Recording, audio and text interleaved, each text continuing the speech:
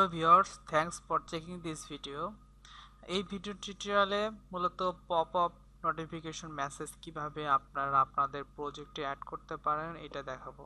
যেমন এটা আমার লারাভেল ই-কমার্স প্রজেক্ট। এই প্রজেক্টে আমি পপ আপ মেসেজটা অ্যাড করা আছে এবং আমি যখন কোনো ক্যাটাগরিকে আপডেট করাতে যাব তখন যখন আপডেটে ক্লিক করলাম তখন এই যে এখানে আপডেট সাকসেসফুলি আমার পপ আপ মেসেজটা চলে আসলো।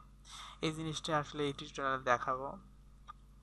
সেমভাবে আমি যখন অ্যাড কোনো একটা ক্যাটাগরি যখন অ্যাড করাতে যাব, কোনো একটা ক্যাটাগরি যখন অ্যাড করাবো এবং সেটা সেভ করব,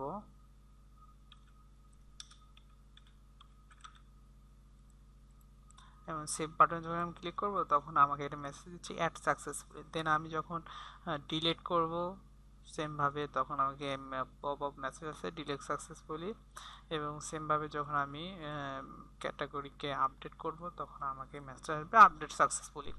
এটা কিভাবে করবেন, আপনারা আপনার প্রজেক্ট কীভাবে অ্যাড করবেন সেটা দেখাবো।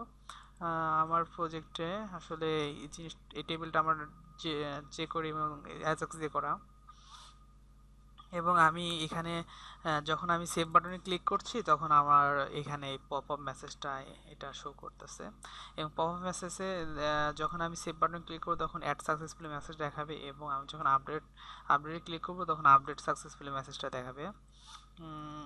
এটা করা যাবে খুব ইজিলি ভাবে করা যায়। যেমন গিটহাবে আমার এটা হলো jQuery প্লাগইন, একটা প্লাগইন, এবং এর নাম হলো গ্রো লাইক নোটিফিকেশন। এই লিঙ্কটা আমি ডিসক্রিপশনে দিয়ে দিব, আপনারা ডিসক্রিপশন থেকে চেক করে নিতে পারবেন। এটা এখানে সব কিছু বলা আছে কীভাবে করা যাবে।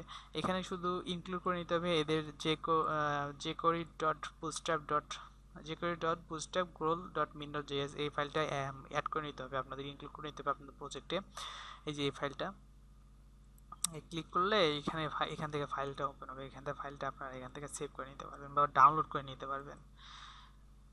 তারপর জাস্ট এইটুকু কপি করে আপনার মেসেজে আপনার প্রজেক্টে আপনারা দিবেন।